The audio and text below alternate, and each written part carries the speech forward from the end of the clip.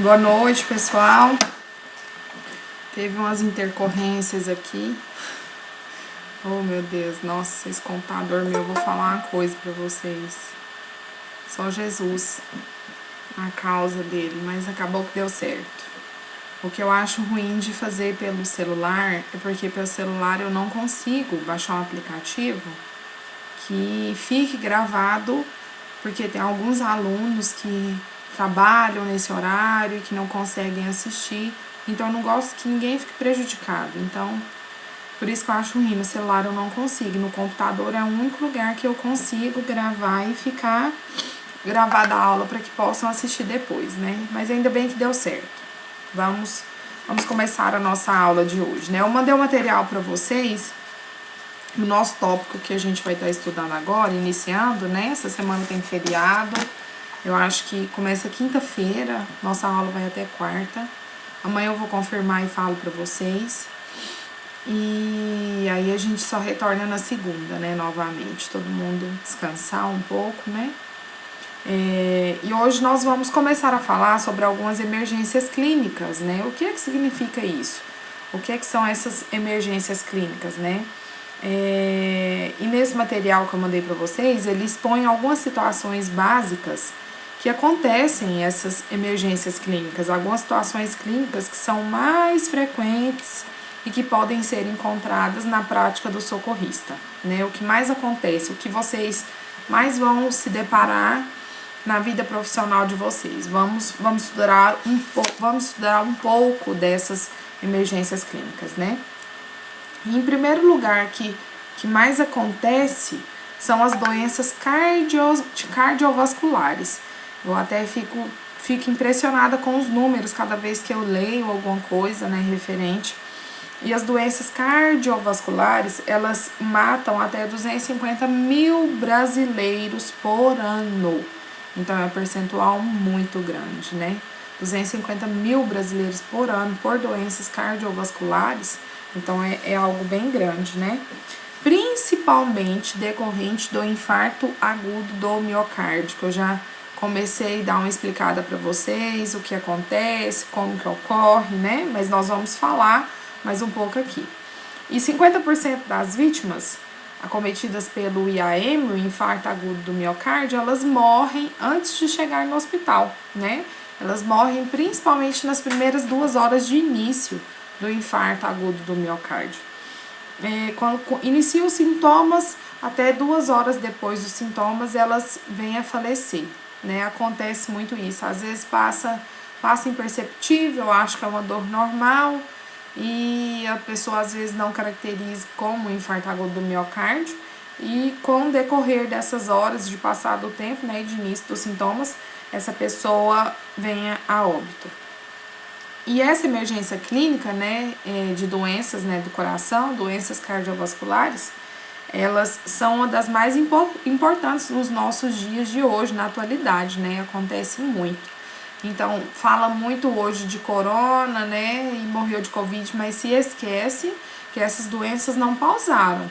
Não tem um botãozinho que a gente aperta e fala, não, ninguém mais vai morrer de câncer, ninguém mais vai morrer de infarto, ninguém mais vai dar um AVC, ou ninguém mais qualquer outro tipo de doença, né? Todo mundo pausou e agora só fala do Covid. Não, as outras pessoas continuam morrendo por outras determinadas doenças também.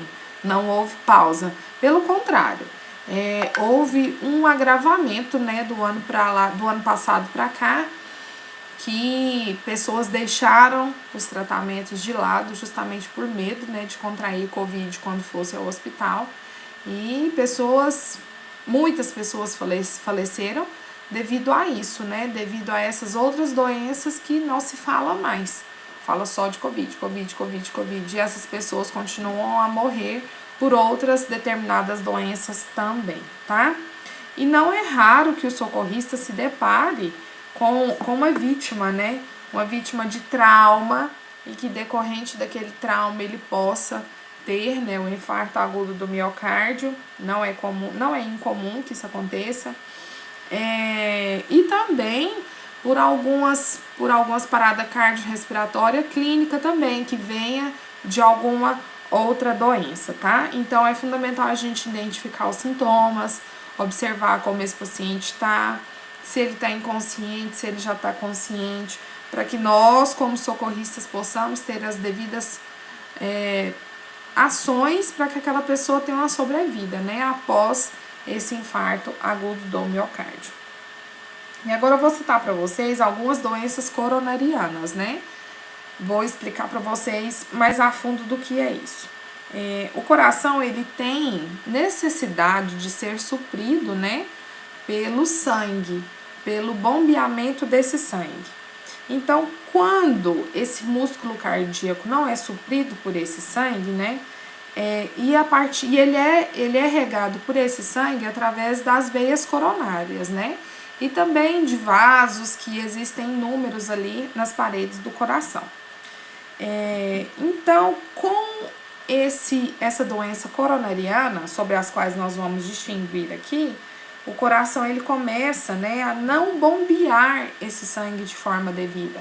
E com esse bombeamento do coração, esse sangue se torna cheio de oxigênio, no qual esse oxigênio vai circular por todos os tecidos do outro corpo, né, do demais corpo nosso, e ofertando assim os nutrientes necessários. Então, quando essas artérias coronárias são prejudicadas, não há o bombeamento correto de sangue, né, do coração para os demais tecidos. Elas estão prejudicadas de certa forma, devido a alguma coisa. Então, nós vamos saber o porquê, né? Em consequência disso, a bomba do coração se torna comprometida. Então, ele não vai funcionar de forma correta. Mas que esse processo de arteriosclerose, que eu já havia falado para vocês em aula, o que é isso? São placas de gordura que vão se alojando nas paredes dessas artérias. Com o passar do tempo, essas placas de gordura, elas se tornam calcificadas, elas ficam duras. E com isso, com esse distendimento dessa veia, por quê? Porque, com certeza, o sangue começa a bombear de forma mais forte, para que ele possa passar por aquela artéria. Por quê? Porque está comprometida a passagem desse sangue. Essa arteriosclerose está lá, a veia do coração, vamos supor que seja o tamanho desse tubo aqui da minha caneta. E é basicamente desse tamanho ou maior. Então, ela vai tornando, ela vai ficando dura, essas placas de gordura, né? Lá dentro dela, então a passagem de sangue vai se tornando difícil. E com isso, com essa passagem de sangue se tornando mais difícil e mais forte, vai se distendendo aqui para fora. Então, vão criando coágulos, trombos também. E também dentro da veia, porque essa passagem desse sangue vai se tornando forte, batendo de forma mais rápida, porque ele quer passar de alguma forma. E esse coágulo, ele vai se tornando ali grande também, ele pode se desprender e também começar a circular na corrente sanguínea, que é muito comum que acontece, né? Os trombos que se deslocam vão para o cérebro em determinadas vezes e acontece o AVC, tá? Então, com o passar do tempo, com esse endurecimento e com a passagem de sangue reduzida, né?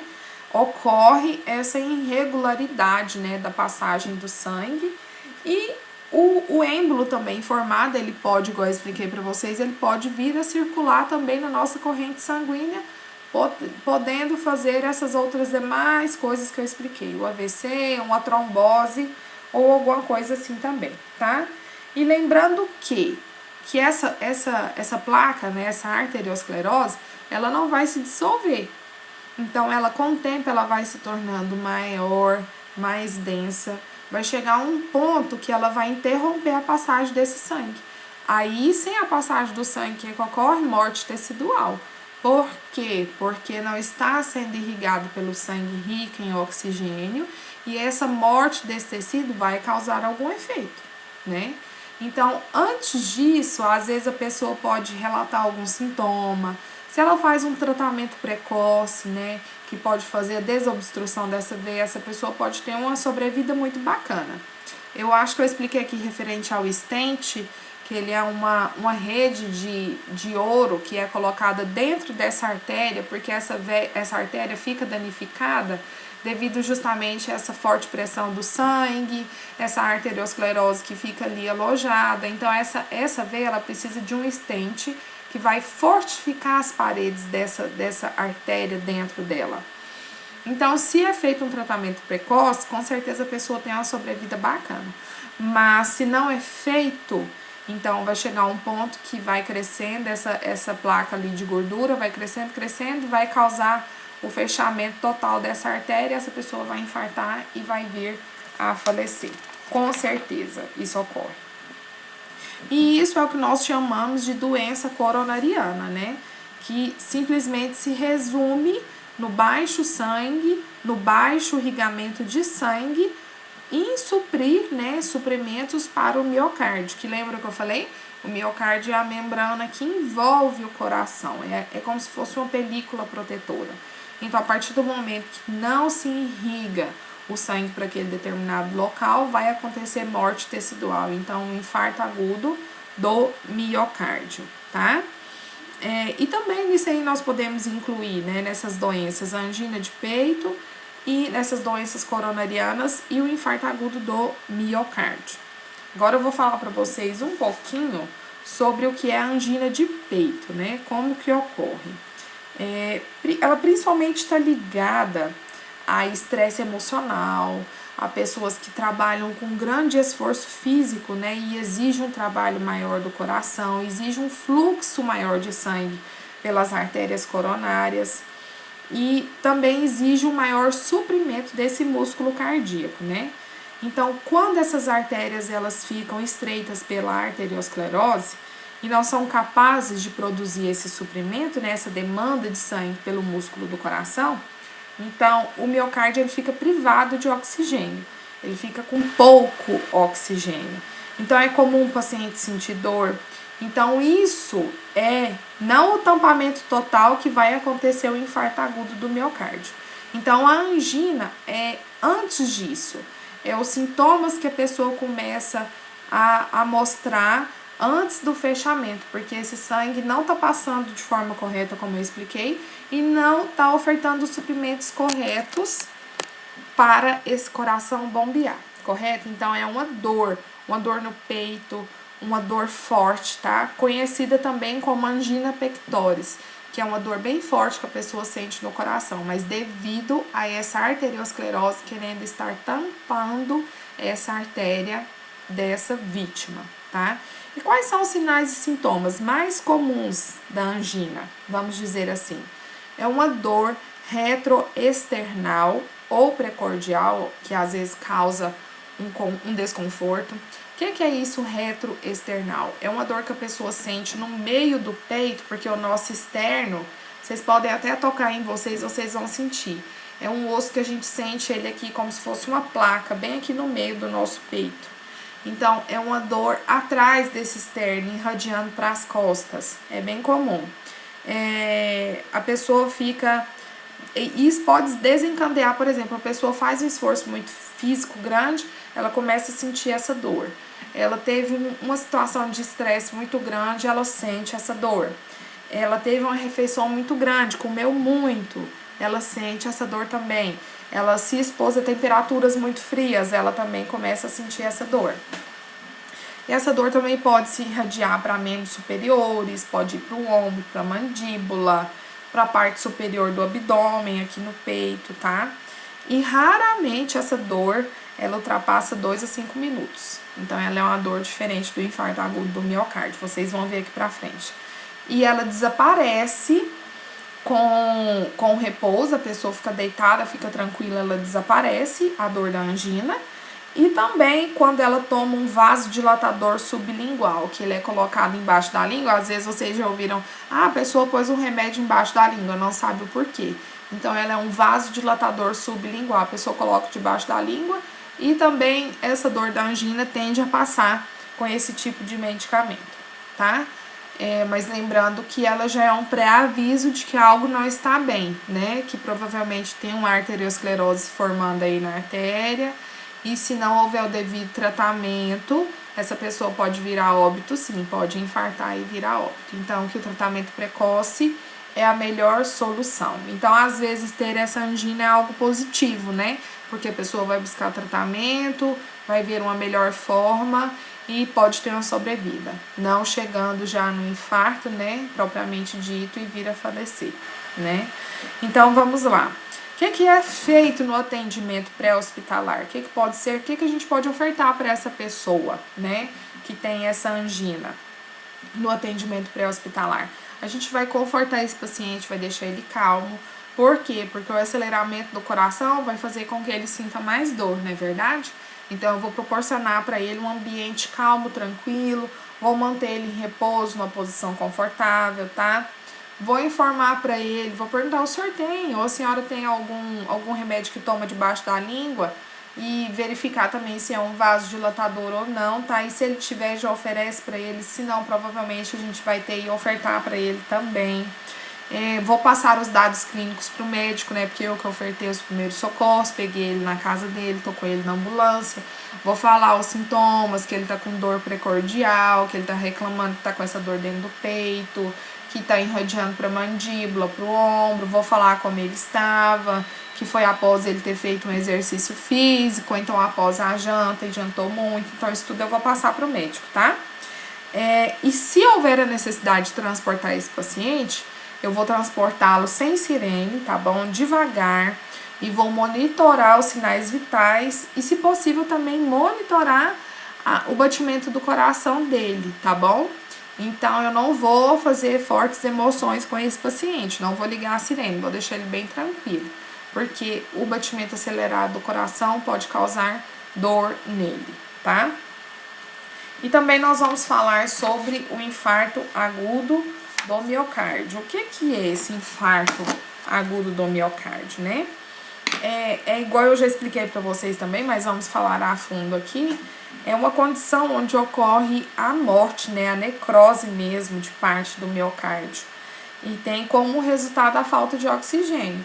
Qualquer parte do nosso corpo que faltar oxigênio, pessoal, vai resultar em necrose, vai resultar em morte. Aquela parte ali tecidual não está sendo irrigada de forma correta.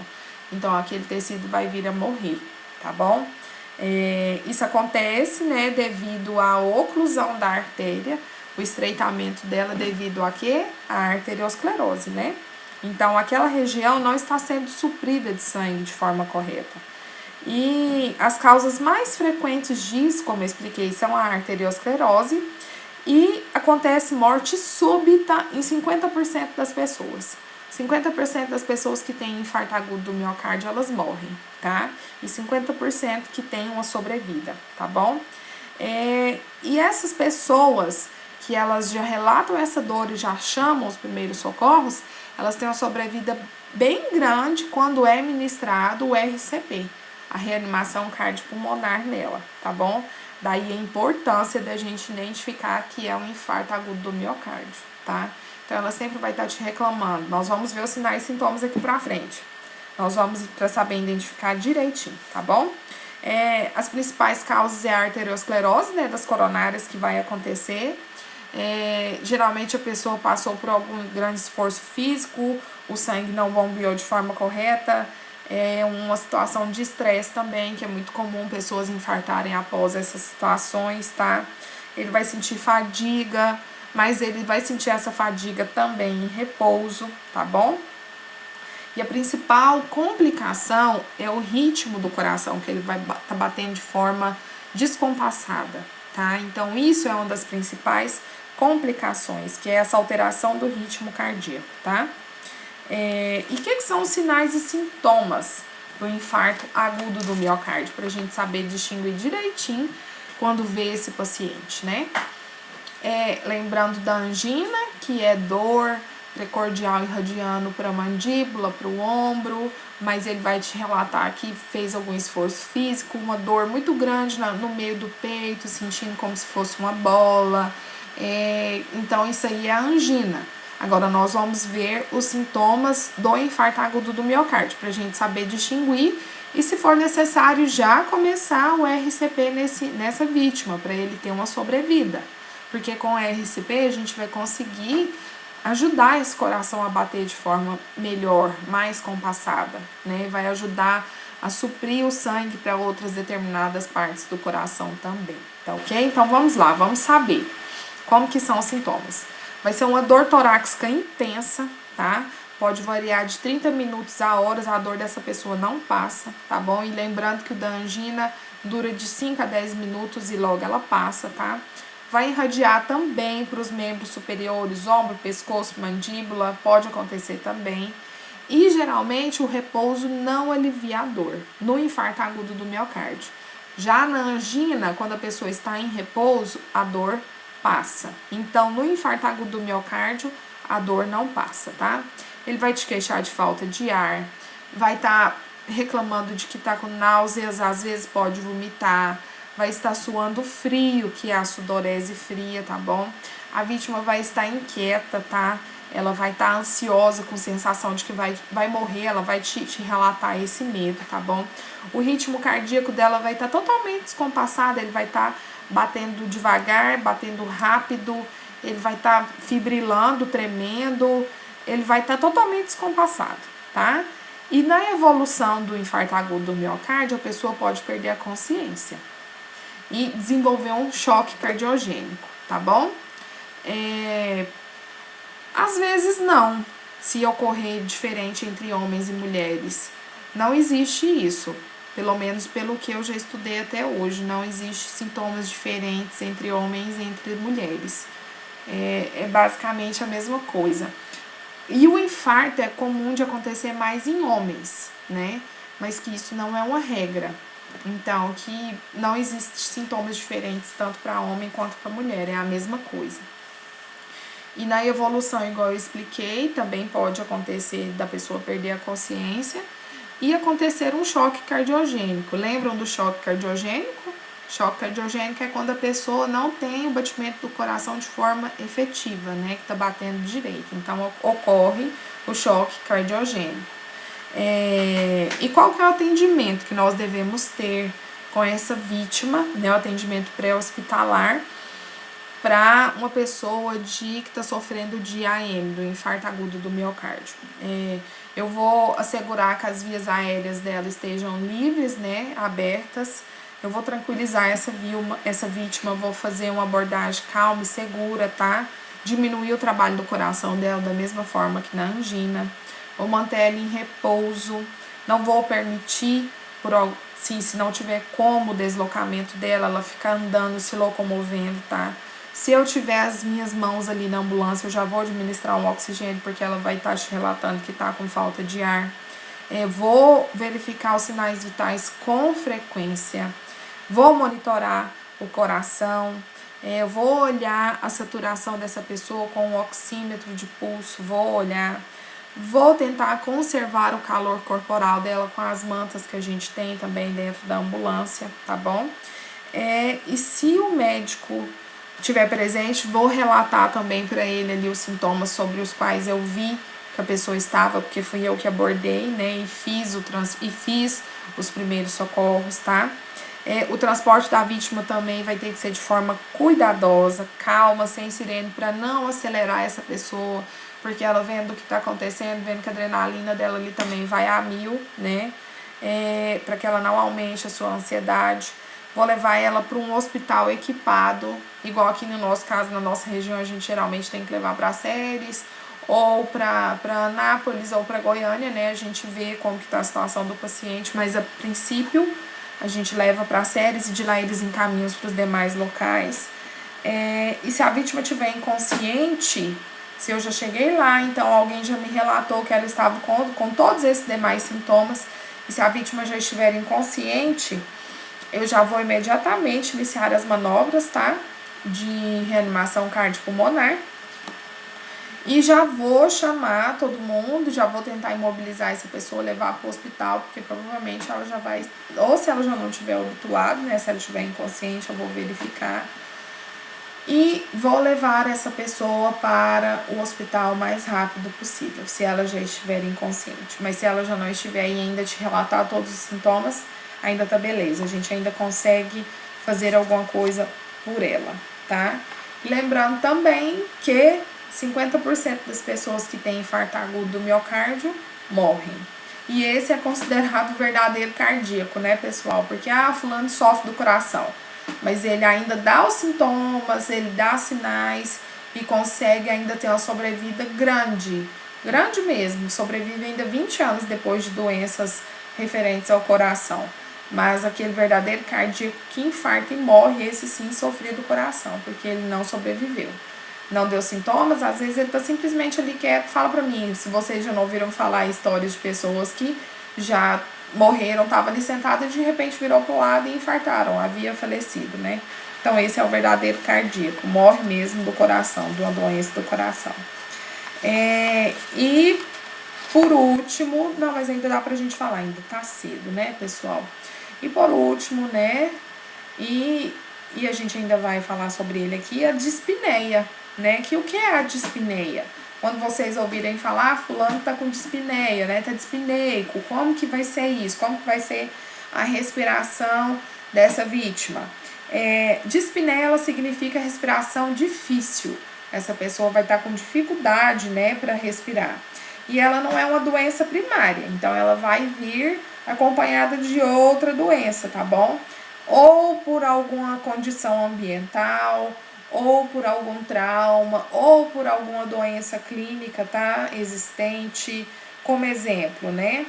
Obstrução de vias aéreas por corpo estranho, a ovácea, por doenças pulmonares, bronquite, efizema, ou por condições cardíacas também, por reações alérgicas, por um pneumotórax também que pode acontecer, por asma, né, asma brônquica. Então, isso tudo pode acarretar em situações de dificuldade de respirar, tá bom? Mas em qualquer situação que impeça esse fluxo de ar pelas vias aéreas, né, e principalmente a gente vai verificar isso na vítima, que ele vai ter um afundamento aqui no tórax, ele vai ter uma maior dificuldade para respirar. Então, quando ele respira, ele vai afundar esse tórax, porque ele vai tentar puxar o ar mesmo, tá bom? E isso tudo desencadeia, né, outras determinadas coisas. Então, logo o paciente que tá com dificuldade de respirar, ele vai ficar cianótico. O que é isso, pessoal? Cianose nas extremidades. Ele vai começar a ficar com a boca roxa, com o nariz também, os dedos, as pontas dos dedos do pé também, tá? Então, esse paciente, logo que acontece isso, a gente vai observar que ele vai ter um batimento das asas do nariz, ele vai com força, né? Ele vai tentar respirar com força, então você observa essa dificuldade para respirar e o batimento das asas do nariz. E isso pode decorrer através dessa dificuldade e realmente ele ficar sem respirar pode desencadear uma parada cardiorrespiratória. Então, a gente tem que socorrer antes que isso aconteça, tá? E como que é o atendimento que nós vamos ter? O atendimento pré-hospitalar, né, que é o que nós oferecemos a esse paciente, né, que está com essa dispneia, com essa dificuldade em respirar. Então, quando não for por um trauma, porque por trauma pode ser difícil, né, que a gente identifique, porque aí fica mais difícil. Mas se não for por isso, a gente vai observar o ambiente ao redor, vai ver, né, o que a família está indicando para nós. A gente vai falar, vai ver se não é por algum medicamento, né, que pode acontecer também. E a partir que eu vejo os sinais e sintomas ali existentes, né, o que pode ter causado essa dispneia, eu também vou relatar para os demais da equipe, para a equipe médica, tá bom? Vou manter as vias aéreas abertas, deixar esse paciente com as vias aéreas abertas.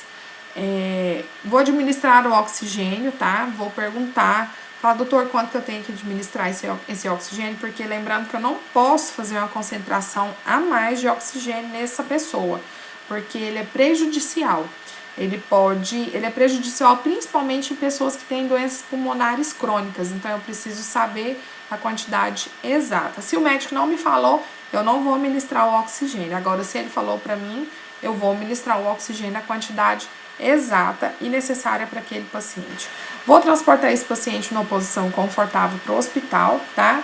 De preferência com a cabeceira elevada, não deixar ele totalmente deitado, porque dificulta a respiração. Vou deixar ele com a cabeceira elevada e vou transportá-lo para o hospital. Esse daqui pode transportar com emoção, tá, galera? Ligar a sirene da ambulância, não tem importância. porque o ritmo do coração acelerado não vai dificultar na respiração dele, tá ok? Então ele não vai estar nem ligando para isso, ele vai estar tão preocupado em querer respirar que ele não vai importar com a adrenalina da sirene ligada, tá bom? E por último, eu vou falar também sobre a síncope, pra gente aqui encerrar a nossa aula, né? O que é a síncope ou mesmo o desmaio? Então, isso é um nome bonito, a síncope, né, pessoal? Então, vocês vão saber agora o que é isso, né? É caracterizado, né, o desmaio ou a síncope, é a mesma coisa, pela perca de consciência por curta duração, né? Que não necessita de manobras para recuperação. E aquilo ali, o termo correto para perca de consciência total, né, que ocorre, é a lipotimia.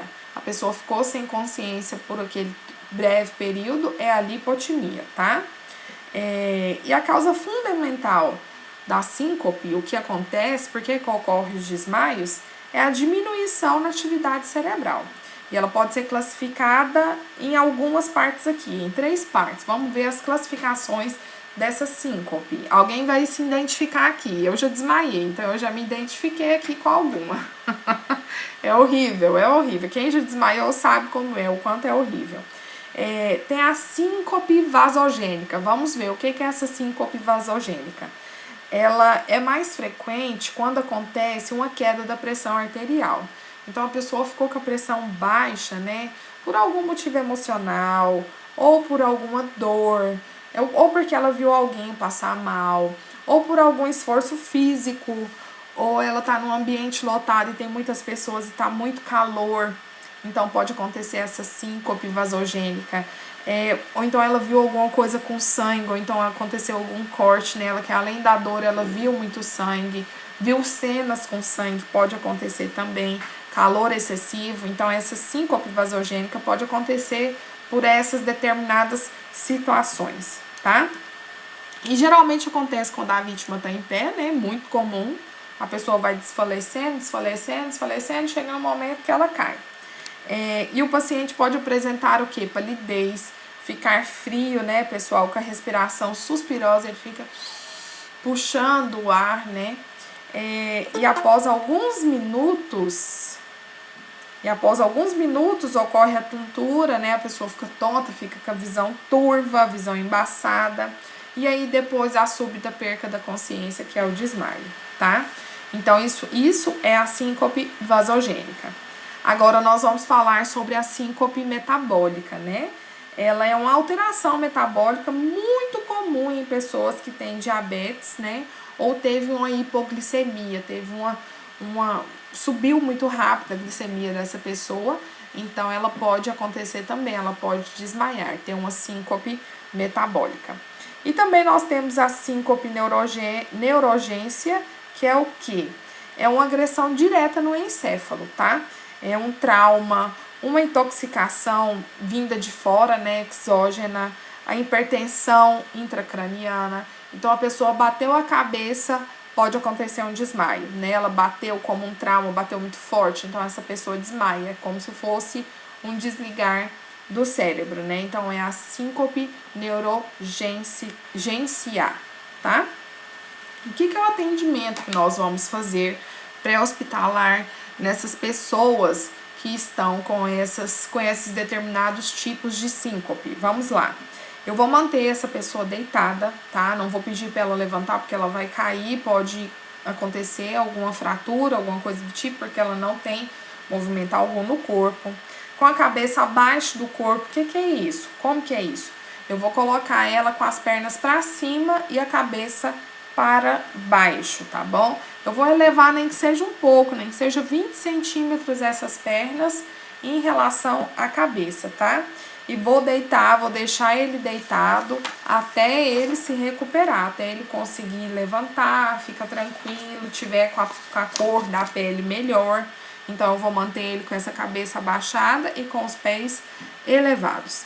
Se tiver num ambiente mal ventilado, lotado, eu vou providenciar para que afastem os curiosos e deixar essa pessoa num lugar mais livre, que esteja mais ventilado, tá? Se tiver com roupas apertadas, eu vou liberar essas vestimentas, porque isso ajuda bastante. Não vou dar nada para esse paciente nesse momento, comer ou beber, nada disso, tá? E vou procurar saber informações sobre essa vítima, né? Saber se ela passa por alguma doença, se ela usa algum medicamento, tá? E reportar todas essas informações à equipe médica também, tá bom? E nada de superstição nessas vítimas também, tá, pessoal? Pingar a vela no umbigo não adianta, vai machucar a pessoa.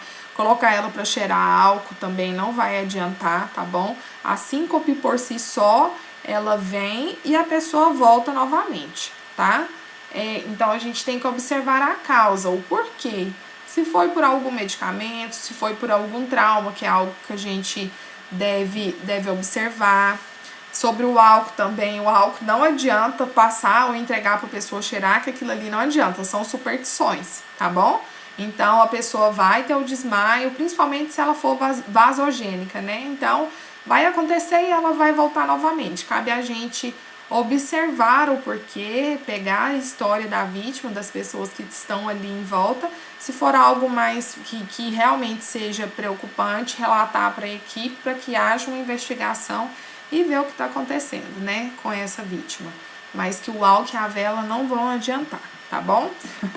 Então, pessoal, era só sobre isso que eu tinha para falar para vocês. Amanhã eu vou gravar um podcast e eu quero ver se a gente faz uma videoaula na quarta-feira, antes de vocês irem pro feriado, curtir e aproveitar, né? Mas que a gente fale mais um pouco sobre o conteúdo e amanhã eu vou falar com vocês no podcast a respeito de coma, tá bom? Alguém quer fazer alguma pergunta? Quer falar alguma coisa? Ou não? Todo mundo entendeu direitinho? Todo mundo sabendo? Na hora que tiver lá que fazer os primeiros socorros, vai colocar a vela no umbigo do paciente que tá desmaiado? Não pode, hein? E nem dar o álcool pra ele cheirar. Ai, ai. Então tá bom, gente. Não é de rir, não, mas isso acontecia, viu? Ixi, já ouvi histórias que vocês não imaginam, de pingar a vela, a pessoa desmaiava, ia lá, pingava a vela no umbigo, ou então dava um álcool pra ela cheirar. Não adianta não, gente, tem que esperar. Tem que esperar, tá bom? Então tá bom, pessoal. Qualquer dúvida, vocês podem me chamar no privado, eu tô à disposição de vocês, tá? Boa noite pra vocês, fiquem com Deus, bom descanso e qualquer dúvida me chamem lá, tá? Um abraço pra todo mundo, desculpa aí na hora do início da aula, mas não foi culpa minha, esses meios eletrônicos, né? Oh, meu Deus. Mas que eu tô aqui pra ajudar vocês, tá bom? Então, boa noite pra todo mundo, um abraço pra todos, tá? Fiquem com Deus. Boa noite, boa noite.